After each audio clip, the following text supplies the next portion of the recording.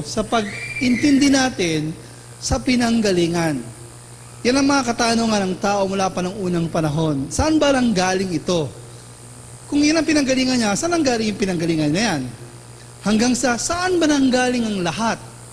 Hindi lang mga taong relihiyoso, pati ang mga pilosopo, yan ang tanong nila. Saan ang pinanggalingan ng lahat? Marami kasing tao ngayon, hindi na sila naniniwala sa Diyos. Nakakita lang kayo ng taong ganon?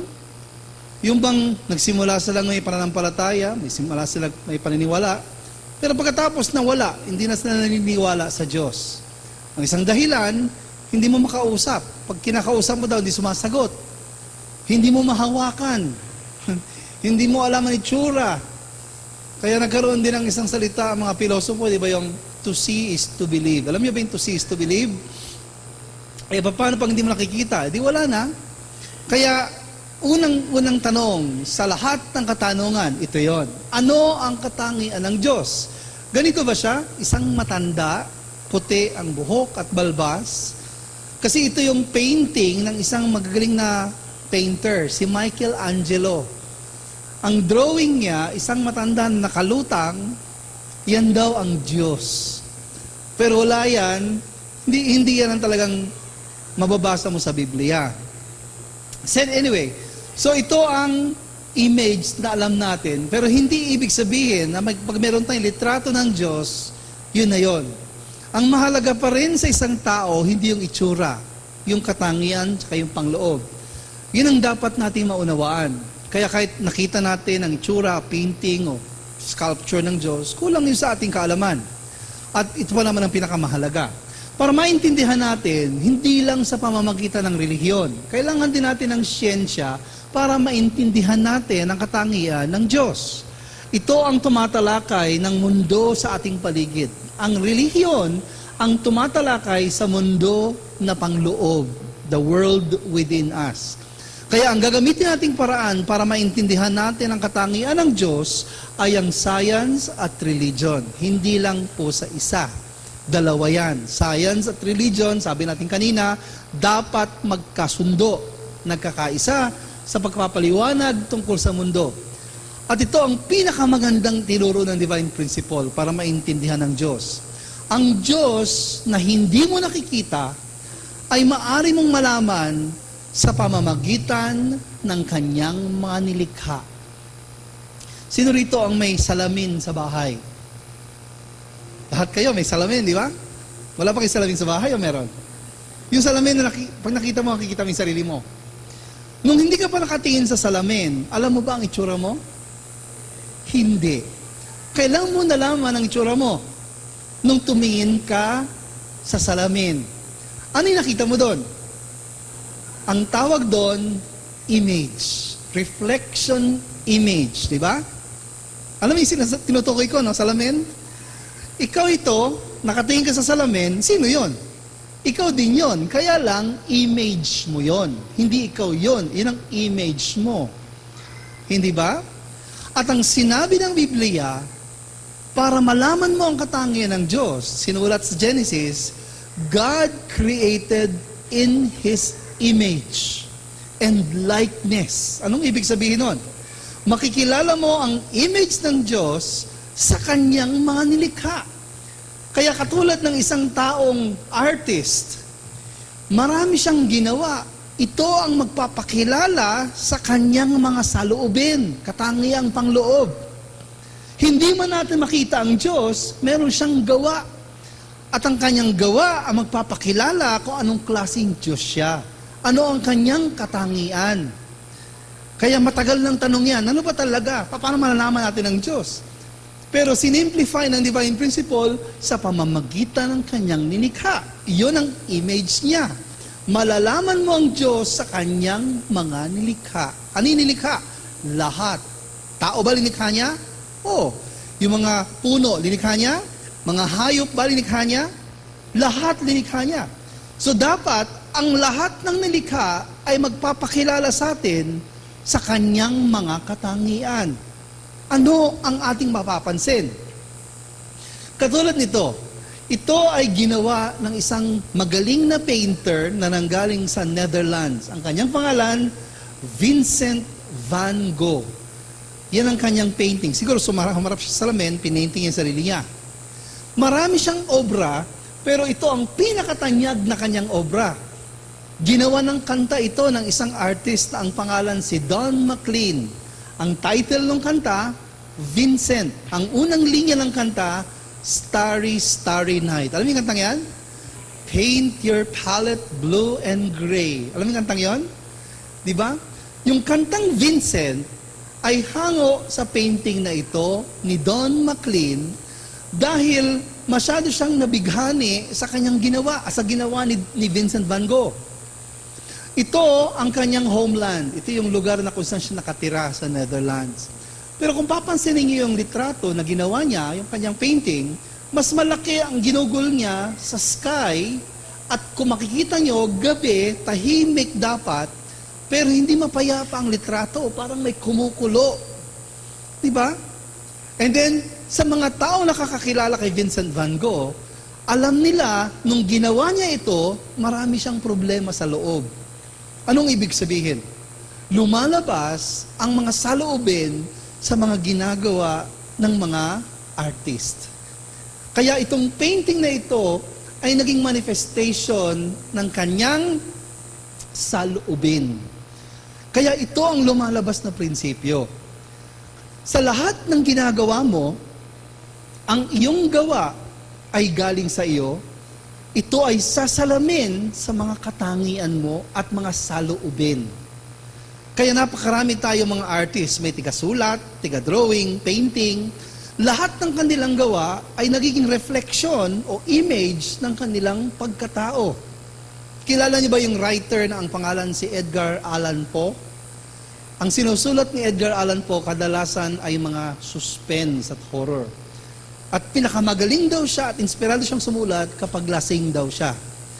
Kaya ito ay lumabas sa kanyang katangian. Ang tawag dito, principle of resemblance. Hindi mo maiiwasan. Kahit anuman ang gawin mo, nagiging kawangis ng iyong pagkatao. Kaya kapag may magandang trabaho, gawa ng mabuting tao yan. Pag may masamang gawa, gawa ng masamang tao rin. Diba? Kahit anong gawin. Kahit yung pagsusulat natin sa kamay, sabi ng mga nag-aaral ng pagsusulat, ito daw ay may kinalaman sa mood ng iyong pagkatao. Kaya minsan maganda tayo sumulat, minsan hindi. May mga tao pa nagsasabi, mababasa mo daw ang ibang katangian ng tao sa pamamagitan ng kanyang mga sinulat. Hindi yung content, yung pati yung handwriting. Nagmamanifest sa iyong karakter. Narinig niyo na ba yan? Yan. So, ang ibig lang sabihin nito, may prinsipyo na kahit na hindi natin siguro alam noon, na nanggagaling ang lahat ng gawa sa atin at therefore, ito'y naging reflection. Ito ay isang French painter. Ang pangalan niya, ito. Ang basa dyan, Renoir. Anong mapapansin niyo sa lahat ng painting na ito? Meron siyang tinatawag na characteristic style. Ano ang pinagkapare-pareho ng apat na yan na ginawa ng isang painter? Ang background, puro maliliit na bulaklak. Napansin niyo ba? Pangalawa, kung titingnan niyo, may subject na tao. At kung papansin niyo yung mga tao, iisa ang parang expression ng mata. Medyo blanco. Hindi masaya, hindi rin malungkot. So kung hindi mo kilala si Renoir, hindi mo siguro mapapansin na ganyan. Pero pag nakilala mo na siya, at nakakita ka ng bagong painting, na ganun din ang background, ganun din ang mata, maaring isipin mo, si Renoir ang gumawa niyan. Kasi, yan ang kanyang style. Kaya lahat ng artist may style. Kasi yun ang nasa nature nila. Alam niyo ba, kilala niyo ba si John Denver? Kilala niyo yung singer na John Denver? Nakatira yan sa Denver, sa Colorado. Kaya karamihan ng kanta niya tungkol sa bundok, tungkol sa mga probinsya nila. Di ba? Yung mga Almost Heaven, West Virginia, yung kanta. I-compare mo naman sa isang artist. Kilala mo ba si Bon Jovi? Pareho ba sila ng kanta? Hindi sumusulat ng country music si Bon Jovi. Ang sulat ni Bon Jovi, mga rock. Kilala niyo ba si Beethoven? Yung German composer. Hindi rin siya mag-compose ng rock At saka hindi rin siya nagko-compose ng country. Anong kinakompose ni Beethoven? Yung pang-orkestra, mga classical music. Iba-ibang artist, pare-parehong songwriters, pero iba-iba ang itsura o iba-iba ang music na lumalabas sa kanila. Ito ang ibig sabihin ng principle of resemblance. Nagiging character nila ang nagmamanifest. Mahilig ba kayo magbasa ng libro? May mga author, ang kanilang silig, yung mga spy. Katulad nila Robert Ludlum, nila Sidney Sheldon. Pagka naman nagbasa kayo ng mga romantic novels, makikita nyo, iba. Kaya si Sidney Sheldon hindi magsusulat ng romantic. Puro tungkol sa mga spy. Dito naman sila, Barbara Cartland, for example, hindi magsusulat ng mga spy. Kasi yun ang style nila. Naintindihan niyo ba? Pati sa pagluluto. Alam niyo ba yung pagluluto, yung labas ng lasa ng ulam, nagdidepende sa tao rin. Sa Pilipinas, meron tayong tanyag na ulam, ang pangalan, adobo. Alam niyo ba yung adobo? Lahat kayo alam niyo. Pero kung tumikim ka ng adobo, naluto ng iba-ibang tao, iba-iba rin ang lasa. Kasi iba-iba ang gumawa. Ibig sabihin, ang trabaho, ang may gawa ng trabahong yon, nadadagdagan niya ng parang unique na character yung kanyang ginawa. Alam niyo ba yung ulam na pinapaitan? Sarap yan sa ibang tao, ayaw naman ng ibang tao. Pero kung kayo ay mahilig dyan at marami ginatikman, mapapansin niyo, iba-iba yung lasa. Yung iba masyadong mapait, yung iba naman walang pait, yung iba manghang. Kahit yung Bicol Express na sinasabi, minsan sobrang anghang, minsan walang anghang. Anong ibig sabihin? Nagdidepende rin yan sa mga gawa na gumawa sa kanya. Kaya ito ang prinsipyo ng resemblance na tinatawag. Katulad dito, gawa ni Renoir, maliwanag, ito yung katangian ni Renoir. Mahilig siya sa ganito, kaya ito ang naging style niya. Pero may mga bagay na hindi na ito ginawa ng artist. Kunyari, bulaklak. Dahil ito ay hindi na ginawa, wala mang artist na nakikita, pero meron tayong masasabi sa pinanggalingan niya. Ang ibig sabihin, kung wala ka nakikitang gumawa ng tunay na bulaklak, pero meron kang mapapansin sa bulaklak na pwede mong sabihin, ito ang katangian ng may gawa sa kanya. Maganda ba ang bulaklak? Kung mahilig kayo sa bulaklak, kahit anong bulaklak maganda. Kung sino man ang gumawa ng bulaklak, ang ibig sabihin, meron siyang sense of style din. Beauty. Ang ganda ng kulay, ang ganda ng hugis, ang ganda ng kombinasyon ng kulay, etc. So, sinong gumawa niyan? Walang tao. Pero pwede mo sabihin, kung sino man ang gumawa niyan, magaling na artist. Magaling na tagagawa. Masyadong maganda ang bulaklak na nagiging paraan ng pagsasabi ng pagmamahal. Kaya pag malapit ang February 14, nahuubos yung mga bulaklak kasi pinamimigay natin. Sa ganda ng bulaklak, nagpapahiwatig siya ng pagmamahal. Hindi ba? Pero saan ang galing ang bulaklak? Siya ang unang nagpahiwatig noon. Kung sino man ang gumawa niyan, mapagmahal din siya. Sa kanyang kabutihan at kagandahan, pinapahiwatig niya ang kanyang pagmamahal. Nauunawaan niyo ba sinasabi ko? So, ang ibig sabihin nito, hindi natin kailangan makita ang Diyos mismo. Pwede nating malaman ang katangian niya sa kanyang mga nilikha. Tumingin na ba kayo sa kalawakan? Naisip niyo na ba kung gaano kalawak ang kalawakan? Noong unang panahon, akala nila maliliit lang yung mga bituin. Ang lalaki pala niyan. Ang lawak-lawak, ang mundo nating daigdig ay nasa loob ng tinatawag na solar system. 9 na planeta, isang bituin. Ito yung araw. Pero alam niyo ba, ang araw ay isa lamang sa bilyong-bilyong mga bituin sa loob ng tinatawag na sistema ng galaxy. Ang pangalan niya, Milky Way. And then, ang galaxy Milky Way ay naibibilang din sa napakaraming galaxy sa buong kalawakan at ito ang tinatawag nating universe. Tanong mo, saan ang galing yan? Walang sagot. Pero may makikita kang katangian ng Diyos. Kung malawak yan, di yung gumawa niyan, malawak din ang pag-iisip. Kung maraming kapangyarihan yan, makapangyarihan din yung gumawa.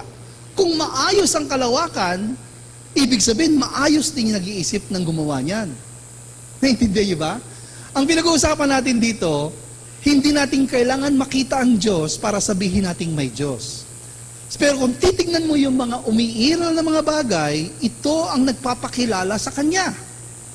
Kaya ang Diyos ang magaling na tagapagawa, matalinong tagagawa, at saka napakaganda ng Kanyang ginawa. Hindi lang bulaklak, rainbow, bituin, bundok, dagat, ang gaganda lahat. So nalalaman natin ang katangian ng Diyos kahit hindi natin siya makita. Hindi kailangan ng to see is to believe, ika nga natin. So muli, ito ang ibig sabihin ng divine principle. Malalaman mo ang katangian ng Diyos o first cause sa Kanyang ginawang kalawakan. Parang isang artist at saka yung Kanyang trabaho. Cause and effect, very scientific. Mind and body. Kaya pwede nating sabihin, ang katawan ay ang pangalawang pag-iisip. Dahil ang katawan, kumikilos ayon sa utos ng isipan. Di ba? Kaya kahit hindi mo nakikita yung isip, naniniwala ka bang may isip ka? Yan ang tanong ng mga pilosopo eh. Lahat pinagdududahan nila. Paano yan? Sigurado ka ba? Paano malalamang totoo? Hindi nila masigurado. Pero ang totoo, nag-iisip ako. Kaya sabi ni Descartes, I think therefore I am. Sa makatwid, sabi niya, kahit na hindi ako makapaniwala sa maraming bagay o hindi ako makasigurado sa maraming bagay, isang bagay sigurado ako, nag-iisip ako. Kung marunong ka mag-isip, ibig sabihin, kahit hindi mo nakikita yung isip mo, may isip ka. Nakikita mo ba yung isip ko? Nakikita niyo ba yung isip niyo? Nakikita ko ba yung isip niyo? Hindi rin. Invisible yan. Same. Ang Diyos hindi nakikita. Pero hindi porket niya nakikita, hindi siya umiiral. Umiiral siya. Sa pag nakita mo yung mga ginawa niya, ito magpapatunay na siya ay umiiral. At ano ang isang bagay na makikita mo na style? Style ng Diyos sa paglikha. Ang sabi ng divine principle, revelation, ang lahat daw ay may pares. Hindi yung pagkain. Alam niyo yung pagkain pares? Hindi yon. Ang ibig sabihin ng pares, merong dalawang katangian ng bawat bagay o bawat nilalang. Ang tao may isip at may katawan. Sabi ko nga kanina, lahat kayo may isip kahit na hindi nyo nakikita. Ako may isip kahit hindi kayo nakakakita sa isip ko. Pero hindi lamang ang tao. Ang hayop ba may isip din? No? Ang hayop ba may isip o wala? Meron. Kahit langgam, may isip yan. Minsan natatakasan ka ng daga kahit gusto mong huliin. Kasi mga wais din yan. Minsan, kahit binabantayan mo yung linuluto mo, naiisahan ka ng pusa. Diba? Pag kumatok ka ng isang bahay, alam ng aso kung estranghero ka. Pero pag ikaw yung umuwi sa bahay mo, yung aso mo, gumagalon yung buntot, tsaka nakataas yung tenga. Kaya ang aso, may isip yan. Ang baboy ba may isip? Meron din. Hindi kumbaga karne lang yan na 4 kilo. Ang hayop na baboy, merong sariling pag-iisip. Kahit magluto ka pa ng pagkain, maingay na yan, humihingi na. At pag oras na siya'y kakatayin, masaya ba yung baboy o umiiyak? May isip siya. Kaya ang ibig ko sabihin dito, pareho sa tao, meron din siyang karakteristik na dual. Hindi lamang ang hayop. Ang halaman ba, meron din ganoon? Dual din ang halaman. Meron tinatawag tayong internal at saka form ang halaman. Ito ang dahilan nagkaiba-iba ang mga halaman. Merong karakter ang halaman. May halaman na tumutubo pag tag-ulan, may mga halaman na mas magandang tumubo pag tag-init. Hindi ba?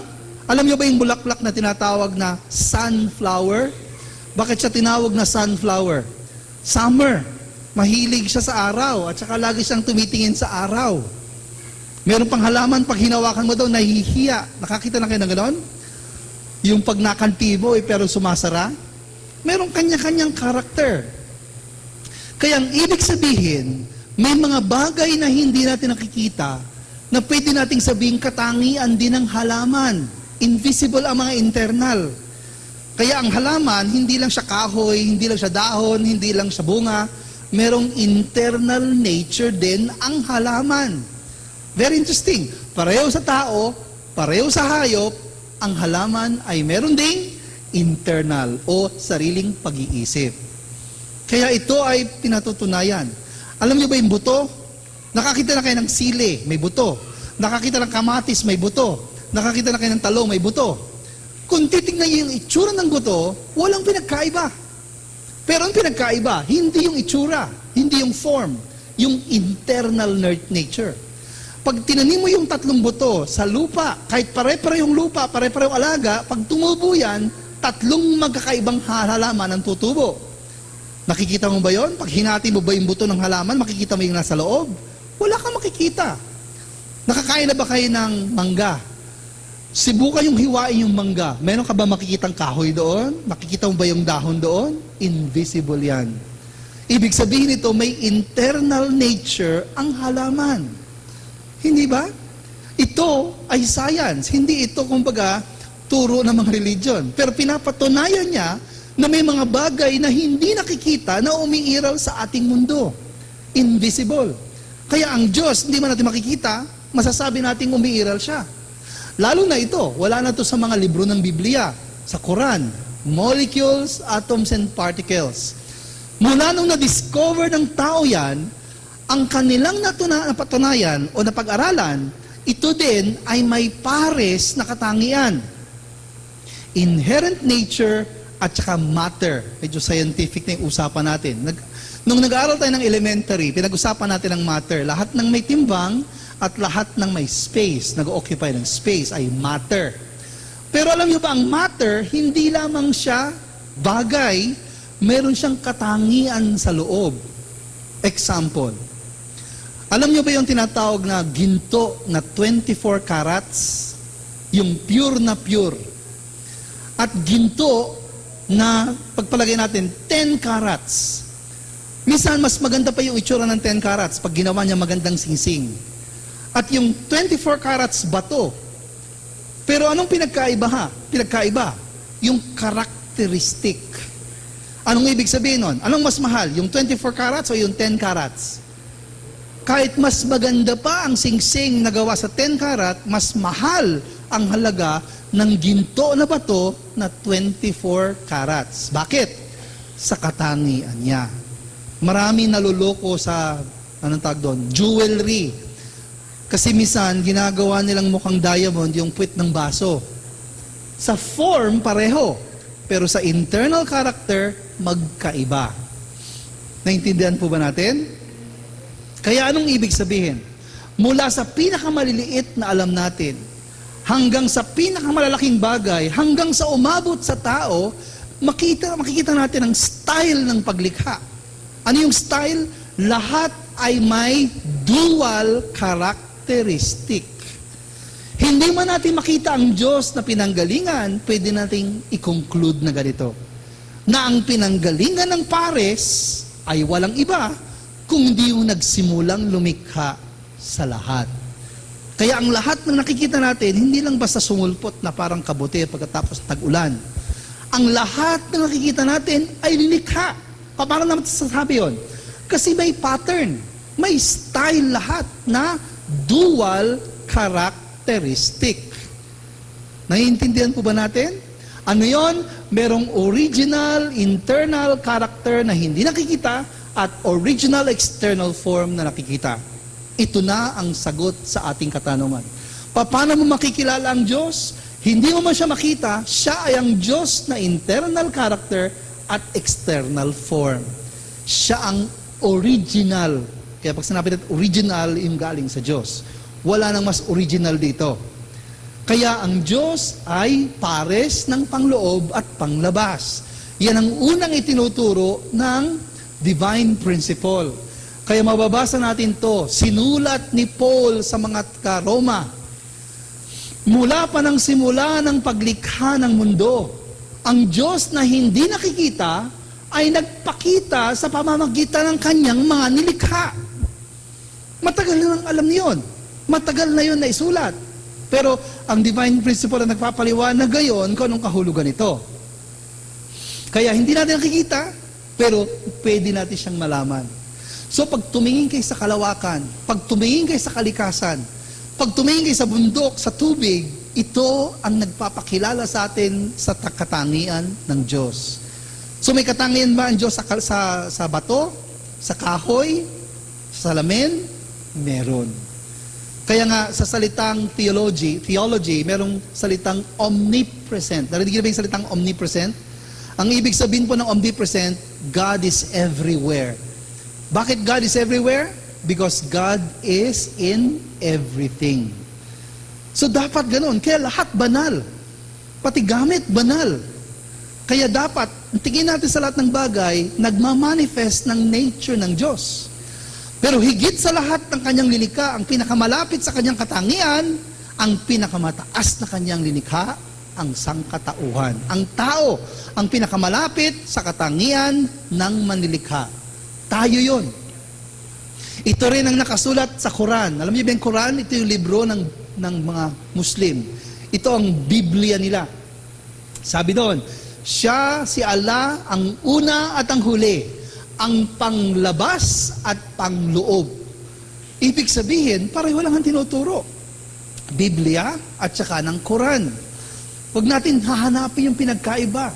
Pareho ang tinuturo ng Quran tungkol sa Diyos. Iisa siya at meron siyang panglabas at meron siyang pangloob. Sabi naman ng Biblia, merong internal qualities, eternal power, and deity. Dalawa rin. Kaya ang ibig sabihin, nagkakaisa sila para sabihin na ang katangian ng Diyos ay makikita natin sa mga nilikha niya, sa lahat ng mga bagay sa ating kapaligiran. Kahit na isang pirasong dahon, kahit isang pirasong bato, doon natin makikita ang kanyang katangian dahil ang lahat ng nilikha ay may pangloob at panglabas. Ito pa nakasulat sa Quran.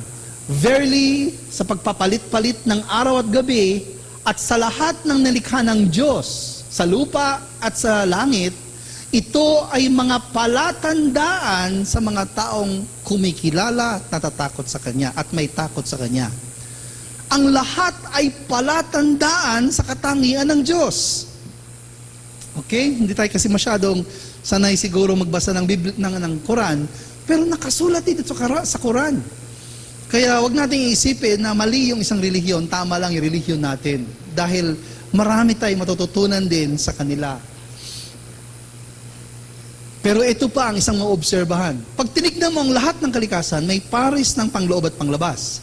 Pero meron ding isa pang klaseng pares, yung lalaki at babae. Sabi sa Biblia, hindi daw tama o mabuti na nag-iisa ang lalaki. Sino yung lalaking yon? Sino yung unang lalaking nilikha ng Diyos? Si Adan. Anong ginawa niya? Pinatulog niya raw si Adan. Mahimbing na mahimbing. Hindi ko alam kung paano pinatulog. Kasi habang natutulog daw siya, hinugutan siya ng tadyang. Anong ginawa ni God? Dinuto niya? Hindi. Yun daw tadyang ang pinanggawa niya ng kapareha. Ang tawag, babae. So saan galing si Eva? Kay Adan, sa tadyang ni Adan. Kaya sabi ni Father Moon, si Eva at Adan daw, magkamukhang magkamuka. Hindi daw sila magkaibang itsura. Magkamukhang magkamuka. Para silang kambal. So ang unang lalaking si Adan, ang unang babaeng si Eva. At ito'y prinsipyo na mapapansin mo, hindi lang sa unang panahon, hanggang ngayon. Dalawang klasing kasarian lamang ang ipinapanganak na tao. Kaya sabi natin, kung hindi babae, ano yon? Maliwanag ka agad. Kung hindi lalaki, ano yon? Babae. Diba? Lumikha ba si God na pangatlo? Pang-apat? Dalawa lang. Babae o lalaki. Very interesting. Ito ang tinatawag na pair system at nakasulat din to sa Quran. Sa lahat ng ginawa, gumawa sila ng pares para tayo ay makatanggap daw ng instruction. Ibig sabihin, sa pamamagitan ng babae at lalaki, marami tayong matututunan tungkol sa gustong sabihin ng Diyos sa atin. Kaya dapat pag-aralan natin ang ibig sabihin ng babae at lalaki.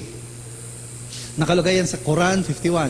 Alam mo yung symbol na ito? Ito yung symbol ng Taoism. Ito yung religion na nanggaling sa China na sinimulan ni Lao Tzu.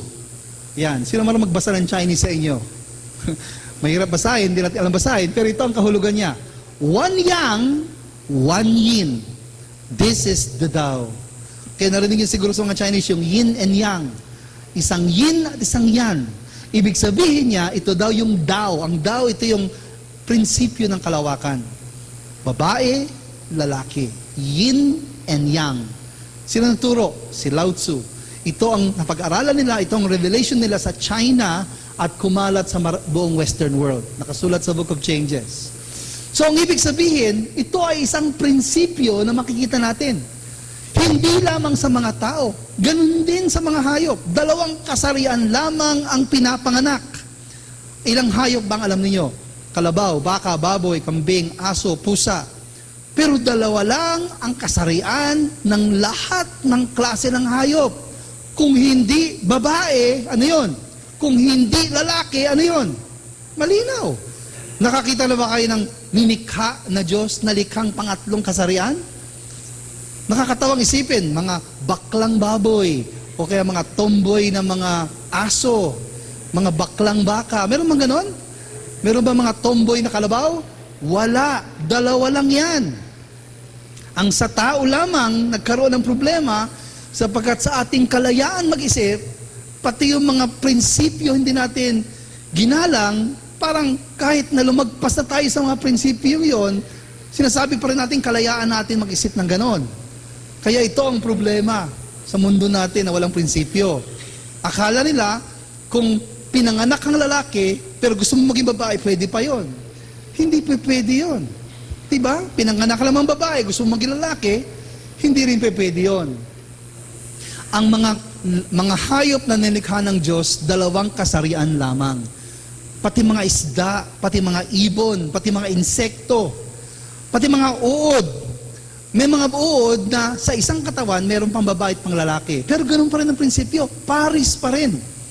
Walang nilikha ang Diyos na walang kasarian. Nabuhaya, yung mga non-living things, walang kasarian kung babae o lalaki. Pero lahat ng hayop, insekto, ibon, isda, pati mga nakikita mo mga langgam at ipis, may babae at lalaki yan.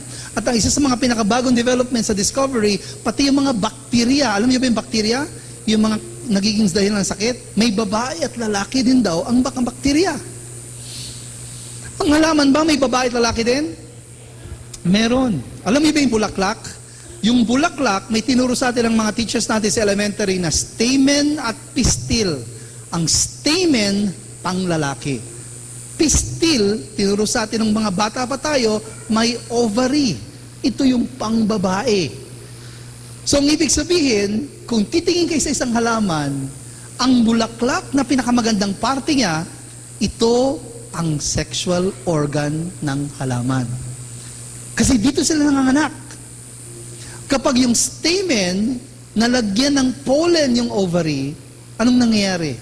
Nanganganak yung halaman. Kasi stamen at pistil para mag-asawa. At pag si pistil na buntis, magkakaroon ng bunga.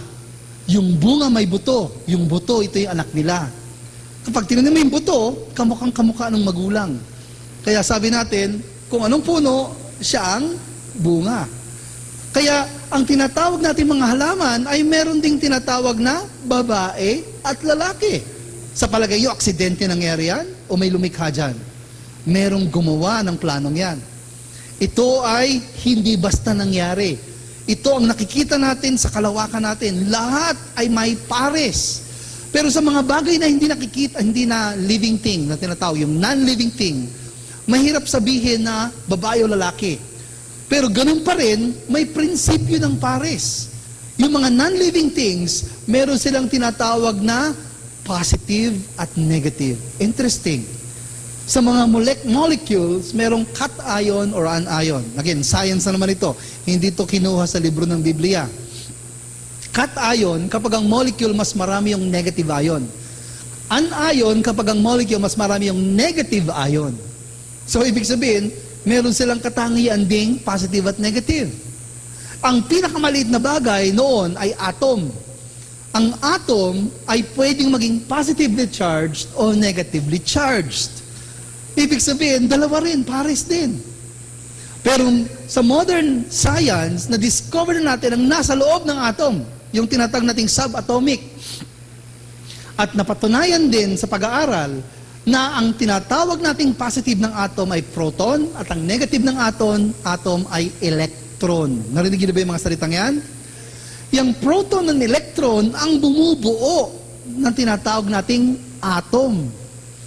Imagine, ang ginawa lang ng Diyos, dalawa. Isang proton, isang electron. At nagawa niya ang buong kalawakan. Kasi kapag si electron, nakilala si proton at nagkaisa silang dalawa, ito na yung tinatawag na hydrogen element.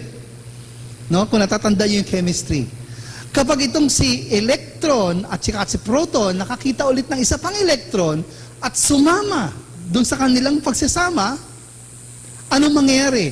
Si hydrogen ay magiging helium. Ito yung number 2 element sa periodic table. Ang ibig sabihin, ang lahat ng elements, ang lahat ng chemical ay binubuo ng proton at electron lamang. Ibig sabihin, sa dami ng nakikita mo na iba-iba, merong mga prinsipyo yan sa likod. Ang lahat ay may positive at negative, proton at electron. Hindi ba nakakagulat? Ganun pala ang universe natin. Ginawa ng Diyos na pares-pares. So katulad ng binanggit natin kanina, hindi natin makita ang Diyos, pero alam natin ang mga kapaligiran natin, ang mga nakikita natin ng likha niya, at lumalabas na may masculine, feminine, o positive at negative. Sa makatwid. Kung ang universe lumabas ng ganito, mula sa pinakamaliliit hanggang sa pinakamalaki, ito ay nanggaling sa manlilikha. Hindi natin kailangan makita ang Diyos para sabihin, ang Diyos ang original masculine at original feminine. Adyo? So ang Diyos, ang original masculine, pinanggalingan ng lahat ng lalaki at kalalakihan, at siya rin ang original feminine na pinanggalingan ng lahat ng kababaihan. Okay? Kaya ito ang tinatawag nating pair system. Makikita natin sa mga non-living things, makikita natin sa mga halaman, makikita natin sa mga hayop, makikita natin sa tao. Iisang prinsipyo. Ibig sabihin, ito isang universal na prinsipyo. Hindi lang ito kumbaga na-invento ng divine principle. Ang kagandahan ng divine principle, pag tinuturo ito, hindi dahil sa ayaw mo maniwala, mali na yon. Maniwala ka o hindi, totoo ang prinsipyo. Kasi hindi galing lang sa isip o katang-isip. Ito'y nanggaling sa universe. Kaya maraming tao hindi naniniwala sa Diyos. Nakakaawa sila kasi pagdating sa panahon na punta na sila sa spiritual world, mapapatunayan na nagkamali pala sila. Kaya ang Diyos ay tunay na umiiral. Hindi dahil naniniwala ka may Diyos, pag ayong maniwala, wala ng Diyos. Hindi ganun yon. Kaya ito ang ibig sabihin ng prinsipyo, universal. Hindi mo pwedeng sabihin na ayokong maniwala. Pag prinsipyo, dapat paniwalaan mo dahil totoo yan. Example, ang araw ay sisikat sa silangan. Sino ang naniniwala doon? Kahit hindi kayo maniwala, sa silangan palagi yung sisikat. Hindi ba? Ay lulubog sa kanluran. Sino ay maniwala? Maniwala kayo hindi, laging sa kanluran lulubog. So, sino ay maniwala sa Diyos? Kawawa sila kasi mapapatunayan nila sa sunod, later on, na may Diyos pala. Kaya ito ang kagandahan at kapangyarihan ng prinsipyo. Hindi siya hango sa inspirasyon lamang o hindi siya hango sa isang revelation lamang, pero ito ay validated ng nature, science, pinatunayan at pinagtibay ng mga nakikita natin sa ating kapaligiran. Kaya ito ang ibig sabihin ng ikalawang katangian na pares, babae at lalaki. Binanggit ito sa Genesis. Sabi doon, God created man in His own image. And then binanggit, male and female. So sinong gumawa kay Adan? Ang Diyos. Sinong gumawa kay Eva? Diyos din. So ang tanong, may katangiang pambabae ba ang Diyos o wala? Dapat meron. Kung hindi, saan kayo nanggaling mga babae? Kung ang Diyos ay lalaki lamang, kayong mga babae, mukhang lalaki pa rin. Kasi yun ang image ni God eh. Pero dahil ang Diyos ay nakagawa ng kababaihan, ibig sabihin, ang katangian niya, hindi lamang pang lalaki, kung hindi pang babae rin. So therefore, ang Diyos ay pang lalaki at pang babae ang kanyang katangian. So yung unang tanong natin, dapat maintindihan natin ang Diyos. Ang Diyos ay may personalidad. Meron siyang isip at katawan. Ang katawan ng Diyos, hindi yung katawan mismo, yung energy niya. Pero higit sa lahat ito, ang Diyos ang magulang. Kung ang Diyos ay magulang, ay kung ang Diyos ay may panglalaki at pangbabae, ang tawag natin sa Diyos Ama, Diyos ay ina rin natin. Kaya kapag ang Diyos ay ama't ina na pinagsama sa isa, anong tawag sa pinagsamang ama't ina? Magulang. Ito ang napakahalagang conclusion para maintindihan natin ang Diyos na sinasabi ng Divine Principle. Ang Diyos ay magulang sa ating lahat. Ito ang magkakabuklod-buklod sa sangkatauhan. Ano man ang kulay ng balat, ano man ang wika o salita, ano man ang kultura, ano man ang relihiyon, hindi na ganun kaimportante. Lahat tayo ay anak ng Diyos. Kung ganon, sino yung katabi mo? Siguro first time mo nakita yan, tiga-ibang lugar. Pero kahit hindi mo kilala, kung anak din siya ng Diyos at isang magulang niyo, anong tawag sa relasyon na yon? Magkapatid. At kung kayo'y magkapatid, anong tayong lahat? Isang pamilya. So ito ang itinuturo ng Divine Principle. Kaya sabi ni Father Moon, bago ka naging Katoliko o Protestante, una sa lahat, ano ka? Anak ka ng Diyos. Bago ka naging Muslim, o Hudyo, o Buddhist, una sa lahat, ano ka? Anak ka ng Diyos. Pangalawa lang yun. Kaya kung tatanungin mo sa sarili mo, ano kaya ang relihiyon ng Diyos? May relihiyon ba ang Diyos? Wala. Ang Diyos ay magulang. At kung Diyos ay magulang, tayo yung mga anak niya, hindi natin gagawa ng, kumbaga, bakod, na tayo ay magkaiba ng lahi, magkaiba ng apelido, magkaiba ng relihiyon, hindi tayo magkaano-ano. Hindi. Ang Diyos ang paraan na magkaisa ang sangkatauhan. Kaya yun ang kahalagahan kung bakit natin kailangan pag-usapan at pag-aralan ang katangian ng Diyos. Kaya ang Diyos, hindi siya kumbaga nakatira lamang sa isang simbahan o sa isang relihiyon o pinaniniwala ng isang grupo. Yung tinatawag nating Allah, Jehovah, Yahweh, El Shaddai, Brahma, kung ano man itawag mo, pare-pareho yan. Iisa lang naman ang linikha, iisa lang naman ang kalawakan. Bakit sasabihin natin na iba yung Allah, iba yung Jehovah, iba yung Yahweh? Iisa lang yan. Kaya para magkasundo, ang Diyos ay magulang. Tayong lahat, mga anak. Ang problema, dahil nga hindi na masyado naniniwala ang tao sa relihiyon, nauso yung usapin na nanggaling daw tayo sa unggoy. Narinig niyo na yun, di ba? Kung ako ay anak ng Diyos, kung kayo rin ang tingin ko sa inyo anak ng Diyos, mahal ko kayo, dahil kapatid ko kayo, hindi ko kayo iisipan ng masama. Pero ang problema, pag naniniwala ako na ako'y nanggaling sa unggoy, anong relasyon ko sa inyo at ang tingin ko sa inyo, mga anak din kayo ng mga unggoy? Unggoy sa unggoy, parang hayop. Kaya madaling manakit, madaling mandaya, madaling pumatay, madaling magnakaw. Kung ang ginagawa mo ito para sa hayop din na ang tingin mo. Pero kahit di mo kilala, kahit may problema pang binibigay sa'yo, pero kung ang tingin mo sa kapwa mo, kapatid mo, dahil ito'y anak din ng Diyos, hindi mo iisipan ng masama. Napakalaking kaibahan, di ba? Ang magulo pa sa buhay natin ngayon sa mundo, yung pare-pareho mga religyoso nag-aaway. No? Dalawang tao nagdidebate, mamaya sigawan na, demonyo ka, ikaw diablo ka. Nagsimula yan sa debate lang sa relihiyon. No? Mamaya kasama na yung pamilya, mamaya kasama na yung mga kamag-anak. Yan, mamaya meron ng karahasan.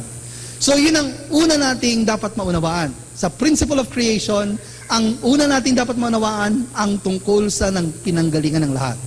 At ang conclusion natin, ang Diyos ay ang hindi nakikita, pero tunay na magulang ng tao. At ang tao na pagbubuklod dahil sa Diyos na magulang, tayo'y magiging magkakapatid. Kaya kahit hindi mo kilala, kapatid mo. Na-meet mo lang sa isang pagkakataon, kapatid mo dapat ang tingin doon. Okay, naintindihan nyo? Puntahan natin ang ikalawang tema or topic ng Principle of Creation. Ito naman ay may kinalaman sa mga relasyon. Lahat tayo, marami tayong relasyon na dapat gagampanan at gagawin. Lahat din tayo naghahanap ng magandang relasyon. Pero hindi lahat ng relasyon natin natatapos sa magandang ugnayan, magandang pagsasama. Madalas, malungkot. Minsan nga, masakit ang nangyayaring resulta ng relasyon. So, ang ibig sabihin nun, merong mga relasyong tama at meron ding mga relasyong mali. Ano ang relasyong tama? Ito yung base sa tamang prinsipyo. Ano yung tamang prinsipyo? Yung galing sa Diyos. Ano ang prinsipyo ng Diyos pagtungkol sa mga relasyon? Ito ang ating pag-uusapan. The principle of relationship. Katulad nito, ito ba yung tinatawag nating clownfish? Ito yung tinatawag nating sea anemone? Ang clownfish, lagi nagpupunta rito para magtago sa mga gustong kumain sa kanya. At habang nandito siya, marami siyang nakakain din sa paligid ng anemone. Parehos lang nakikinabang. So meron silang special na relasyon. Ang tawag dun sa biology, symbiotic relationship o symbiosis. Pag magkakaroon ng relasyon, tatandaan natin palagi, dalawa. Hindi pwedeng isa nakikipagrelasyon sa kanyang sarili at relasyon. Dalawa. Pero ang napakahalaga na dapat natin tatandaan pagdating sa relasyon, dalawang posisyon. Ibig sabihin, yung isa subject, yung isa object. Hindi pwedeng parehong subject, hindi rin pwedeng parehong object. Kailangan yung isa subject at object. Hindi ko alam ang English at ang Tagalog ng subject and object. Pero ang ibig sabihin ng subject, ito yung nangunguna. Dapat, yung object naman, ito yung sumusunod. So sa dalawang taong nag-uusap, pag yung isa nagsasalita, yung isa dapat nakikinig. Imagine nyo kung pareho kayo nagsalita, meron ba kayo maiintindihan? O kaya kung sabay kayong makinig, ano kaya maririnig nyo? Wala rin. Kaya para magkaroon ng tinatawag ng makabuluhang relasyon, tatandaan natin, ang unang requirement, dapat dalawang posisyon, yung isa subject, yung isa object. Ang subject, siya yung nangunguna. Ang object, siya yung sumusunod sa pangunguna. Kapag ganoon, ang ibig sabihin dito, si subject nagkakaroon ng relationship dahil kay object. Si object naman nagkakaroon dahil kay subject. Dito nanggaling yung katagang sikat na lagi nating ginagamit, live for the sake of others. So, bakit lumikha ang Diyos ng subject? Hindi para sa kanyang sarili, para kay object. Para kanino si subject, si object? Para sa sarili niya? Hindi rin. Para kanino? Kay subject. Walang nilikha ang Diyos na para mabuhay, umiral sa kanyang sarili lamang. Siya ay nilikha para magkaroon ng relasyon sa iba, sa kapwa. Yun ang ibig sabihin ng relasyon. Prinsipyo ng relasyon. Ayon sa divine principle. Kahit ang teacher, pwedeng matuto sa isang estudyante. Sa pamamagitan ng pagtatanong niya, marami natututunan ng isang teacher sa estudyante. Kaya nga, kailangan may subject, may object. Ito ang nagbibigay ng magandang relasyon. Alam niyo ba ito? Ito yung tinatawag na hummingbird. Kumukuha siya ng nectar sa bulaklak. Pero hindi lang ito pinakikinabangan ng ibon. Pinakikinabangan din ito ng bulaklak.